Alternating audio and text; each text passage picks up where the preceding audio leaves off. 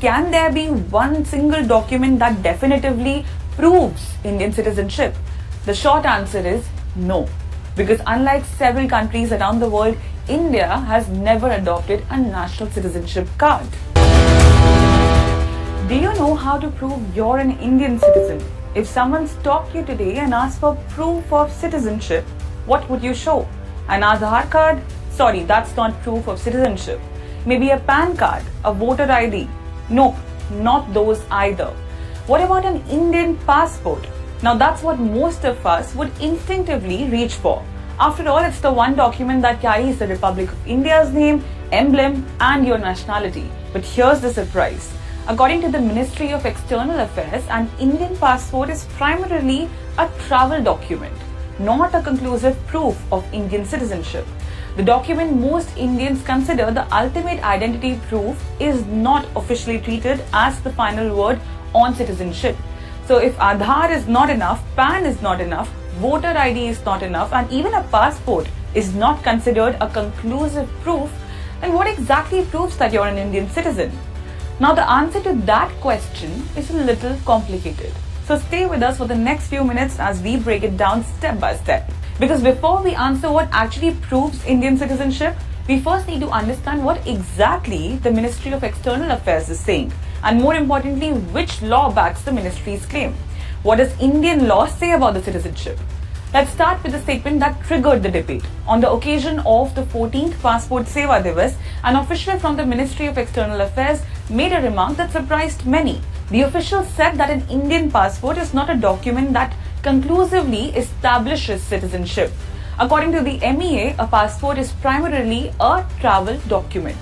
The ministry clarified that while passports are issued only to Indian citizens, their main purpose is to facilitate international travel and establish a person's identity abroad.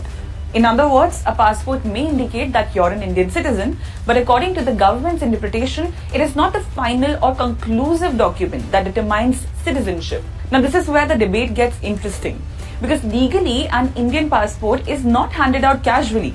Under the Passports Act of 1967, passport authorities can issue a passport only after examining an application and conducting necessary verification. In fact, the law specifically says that if a person is not an Indian citizen, the passport application must be rejected. The same law says that the passport can also be issued to someone who are not citizens of India. Under Section 20 of the Passports Act 1967, the central government is explicitly permitted to issue Indian passports or travel documents to non-citizens. This power is reserved for the public interest. And what are the areas where this interest could be exercised? Now that is specific, limited scenarios such as issuing documents to stateless individuals, refugees, or foreign nationals who hold diplomatic exemptions. So naturally, many people ask, if only citizens can get a passport, then why isn't a passport considered conclusive proof of citizenship? The answer lies in a very important legal distinction. A passport may be evidence of citizenship, but it is not conclusive proof of citizenship. In simple words, a passport strongly suggests that the government verified you as an Indian citizen at the time it was issued. But if authorities later discover that citizenship was obtained through false information, forged records, or misrepresentation, the passport can be cancelled or revoked. And Indian courts have repeatedly reinforced this position. In 2013, the Bombay High Court observed that citizenship is determined under the Citizenship Act 1955, not merely by possessing a single document. Now let's move to the document most Indians carry every day, Aadhaar. Can Aadhaar prove citizenship? The answer is no. That's because Aadhaar is primarily an identity and residency document. The Aadhaar framework allows even certain non-citizens who meet residency requirement to obtain Aadhaar. Earlier this year, during hearings related to the electoral roll revisions, the Supreme Court also noted that Aadhaar is not conclusive proof of citizenship. Then comes the PAN card. Again, the answer is straightforward. A PAN card is a tax identification document. It shows that a person is registered for tax purposes. That's all. Now, many people consider and assume that the voter ID card settles the matter. But legally, even that is not considered definitive proof of citizenship. A voter ID primarily enables a person to vote and also serves as an identity document.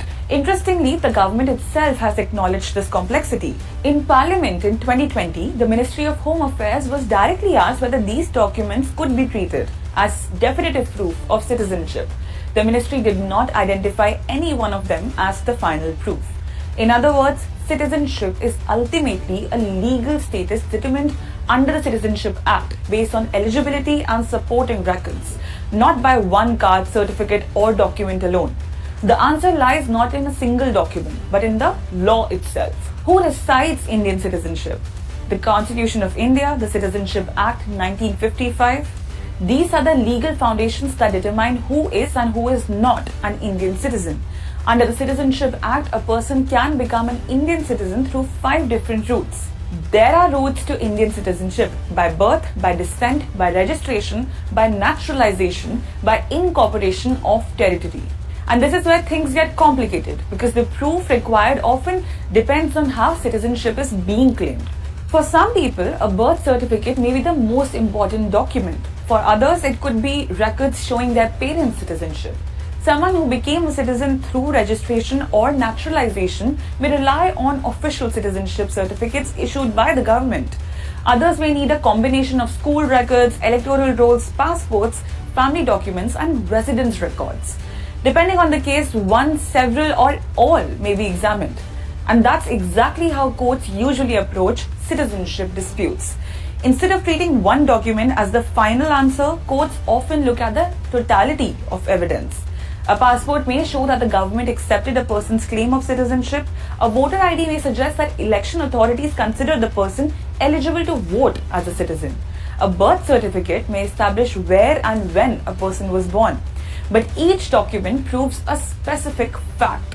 None of them automatically settles every citizenship question in every situation. So can there be one single document that definitively proves Indian citizenship? The short answer is no. Because unlike several countries around the world, India has never adopted a national citizenship card. And that takes us to a much larger constitutional question. For decades, India's citizenship framework worked on a fairly simple assumption. Most people are presumed to be citizens unless a specific dispute arises. In other words, the system was never built around carrying a single proof of citizenship document in your pocket. Instead, citizenship was inferred from a collection of records accumulated through a person's life: birth records, school certificates, electoral rolls, family documents, passports, government records. Together, these documents created a picture of a person's identity and citizenship status. And for decades, that system worked reasonably well because most Indians were rarely asked to actively prove their citizenship. The question simply didn't come up in everyday life, but things have changed. Citizenship verification exercises, electoral roll scrutiny, migration-related debates, and questions surrounding documentation have increasingly exposed a reality that was always there: no universally accepted citizenship document. And that's why the current debate has struck such a chord. Because citizenship is not a minor legal status. It is perhaps the most important legal relationship between an individual and the state.